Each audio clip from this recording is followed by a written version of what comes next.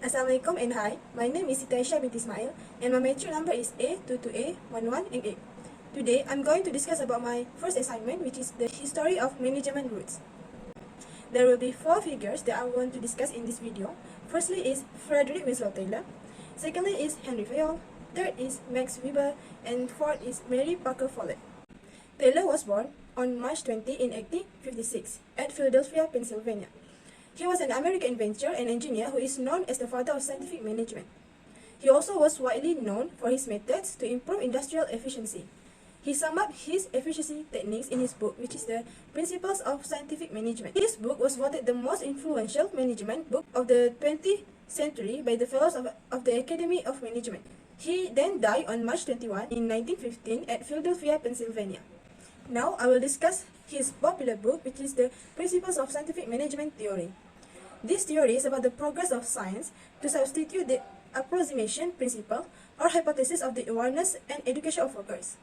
The main intention of this theory is to enhance economic efficiency, specifically in labor productivity. What are the principles? Firstly is science, not the rule of thumb. The rule of thumb means application of methods decided by the manager based on his or her past experience or decisions taken by the manager based on personal judgments. This rule focuses on increasing the efficiency of an organization through scientific analysis of work and not with the rule of thumb method. Secondly is harmony, not discord. Taylor indicated and believed that the relationship between workers and management should be cordial and completely harmonious. Differences between these two will never be beneficial to either side.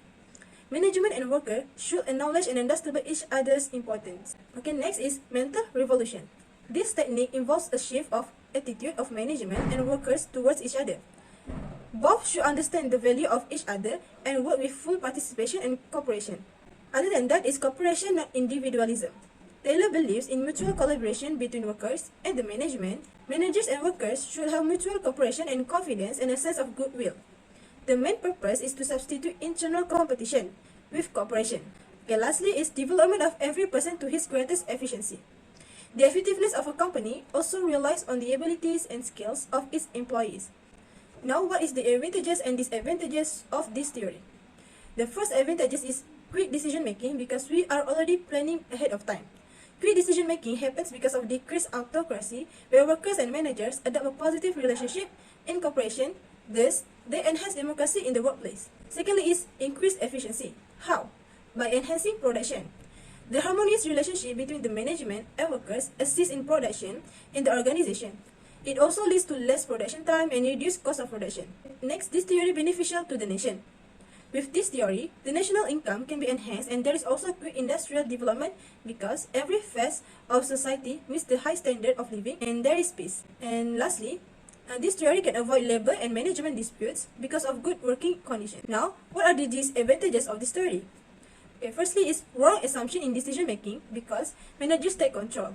This theory is not suitable for teams because it doesn't work fruitfully. Other than that, it's time consuming. This theory requires complete reorganizing and mental revision of the organization.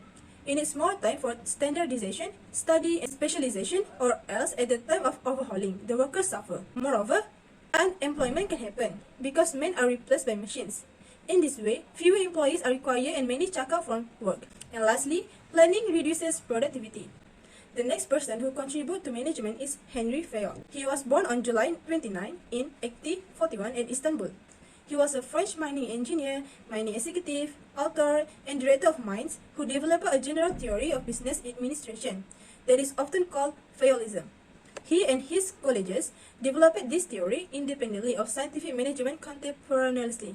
He also widely acknowledged as founder of modern management method along with Taylor.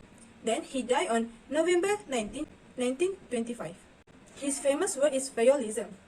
Before Fayolism, he introduces mine engineering.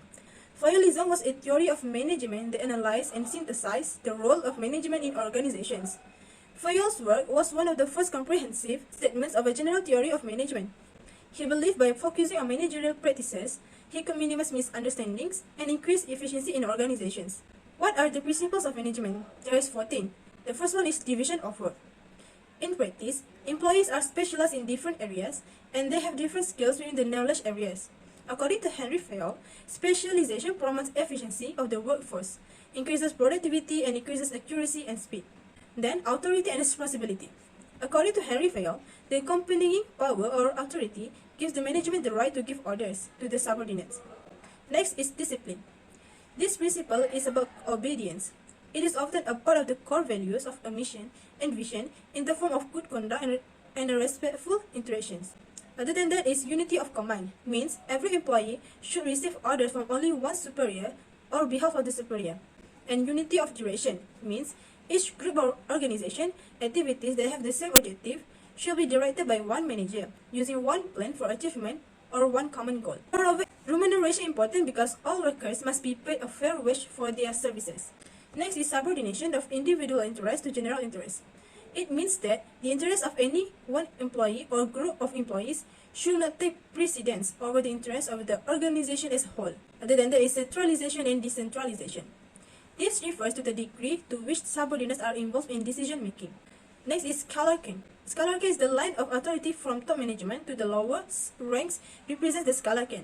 Communication should follow this scan. Other than that is order. This principle is concerned with systematic arrangement of man, machine, material, and etc. There should be a specific place for every employee in an organization. Moreover is equity. All the employees in the organization must be treated equally with respect to justice and kindliness. Stability of tenure of personnel. High employee turnover is inefficient. Management should provide orderly personnel planning and ensure that replacements are available to fill vacancies. Initiative. Employees who are allowed to originate and carry out plans will exert high levels of effort. And last but not least is esprit de corps, means promoting team spirit will build harmony and unity within the organization. Now we will discuss the advantages and disadvantages of this principle management. This theory promotes the team concept, means the administrative theory by Fayol focuses on the prioritization of general interest over the public interest. Various individual skills of multiple employees are being collaborated for the purpose of executing a single project so that all the activities are carried out in an efficient manner. Other than that, it can motivate employees through fair compensation. The administrative theory by Fayol focuses on getting the best out of every employee. However, it also pays attention to the compensation that is to be paid to the employees. When the employees are paid sufficiently, they automatically get motivated to perform well. What are the disadvantages? One of the major disadvantages is the fact that this theory has not been updated from time to time along with the dynamic nature of the business environment. Its principles are outdated and are not always applicable to modern organizations. Another point of disadvantage is the fact that this theory follows traditional rules and regulations. Modern organizations face adverse issues which cannot be sufficiently resolved using these theories. The disadvantage to the theory is that it is still based on human. As humans, we are naturally going to make mistakes. The theory works on the basis of having harmony among people in which unity forms to create a strong management team. However, when mistakes are made, it can undermine the entire strength of the team. The third person who contributed in management is Mary Parker Follett. She was born on September 3rd in 1868 at Quincy, Massachusetts. She was an American author and sociologist who was a pioneer in the study of interpersonal relations and personnel management. She is also a social theorist known for introducing ideas about human psychology and human relations into industrial management. She is also known as mother of modern management. She died on December 18 in 1933 at Boston, Massachusetts. She is known for her human relation theory. This theory focuses on individuals and the power of autonomy in encouraging employees to work collaboratively. Far earlier than most, Follett drew attention to a people-oriented method of management. Follett developed the idea of leadership through power with, not power over. In other words, the true leader focuses on collaboration with conflict resolved through compromise. Her ideas were received positively even though she got headhunted by President Roosevelt for direct business advice on managing non-profit organizations. Follett's incredibly modern-seeming approach has a simple central message. Employees will be more engaged, productive, and happy if they are given autonomy within their roles, if they are treated as intelligent individuals, and if they are allowed to work cooperatively. Over a century later, these ideas are at the heart of the modern workplace. There are three key principles in Follett's management theory. Firstly is integration. Follett argued workers of all levels should integrate to reach a business goals if a conflict occurs. There should be a conscious effort to pull instead of push and to work together as a team to resolve these issues.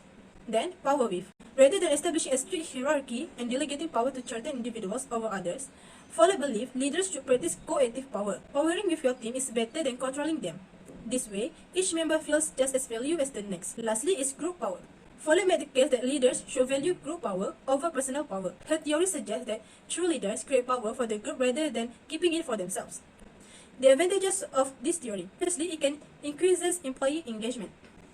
It also allows individuals greater flexibility to achieve their appraisal targets in their own way. Next, it also can create a buddy system. This is a good way to encourage people who don't necessarily work in the same team to spend and share learnings.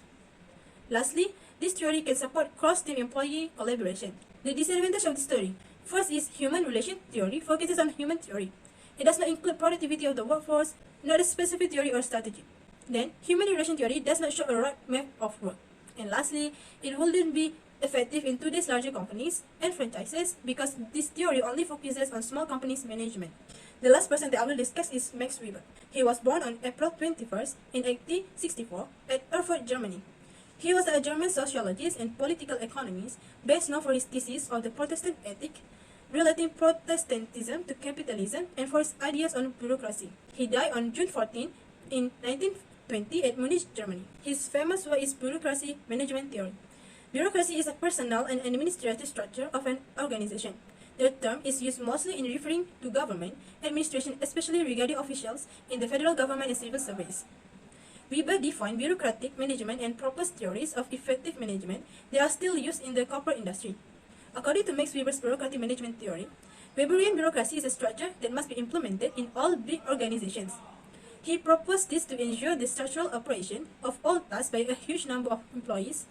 Furthermore, in Max Weber's bureaucracy, qualifications and competence are the only basis for hiring and promotion of workers. What are the Max Weber's 6 principles of bureaucracy? Firstly is task specialization. Next is formal selection. Other than that is impersonal relationships. Moreover, the principle is hierarchical layers of authority. Other than that is rules and regulations. And lastly, career orientation. What is the principles of bureaucracy system of administration? A bureaucratic system of administration is based on 5 principles, which firstly is managers' formal authority is the power to hold people accountable for their action and to make decisions concerning the use of organizational resources. Secondly, its positions should be arranged hierarchically, so employees know whom to report to and who reports to them. Other than that, its tasks and authority associated with various positions in the organization should be clearly specified for managers and workers to know what is expected to them. Other than that, its manager must create a well-defined system of rules. And lastly, appointment and promotion based on competency, not based on sentiment. What is the advantages and disadvantages of this theory? The advantages of this theory is increases efficiency through specialization. Labor is divided so that authority and responsibility are clearly defined. The division of labor assists workers in becoming experts in their jobs. The performance of employees improves considerably. Next, a clear chain of command will develop from the highest to the lowest level of an organization, defining different levels of authority and thus individual discretion as well as enabling better communication. And lastly, the advantages is running of administration duties. Although Weber considered bureaucracy to be the most efficient means of organizing, both his own experience and subsequent research have shown that it often results in certain disadvantages. The bureaucratic management theory given by Max Weber is highly rigid and strict regulations to follow for the employees, and the managers' extreme devotion to rules and other controls may lead to situations in which past decisions are blindly repeated with the appreciation or concern for changed conditions. Other than that, paperwork increases the cost of materials. And lastly, Max Weber's bureaucracy only focuses on the technical skills of workers and neglects the employees' dedication, hard work, and commitment. So the conclusion of this history of management roots is each one of these figures is very useful in the company's management or in life. There are many advantages that can be taken from the given theory, such as decisions can be made quickly with planning in advance before doing something. This can further simplify matters and guarantee the quality of the decision because it is carried out jointly between employees and managers. At the same time, this can also strengthen the relationship between employees and improve the quality of work. However, every word that is introduced has its shortcoming as well. But this word is still used until now because of its high effectiveness in management. We should be thankful to them for introducing this to us. So I think that's all from me. Thank you for your attention and thank you for listening. Have a good day and bye!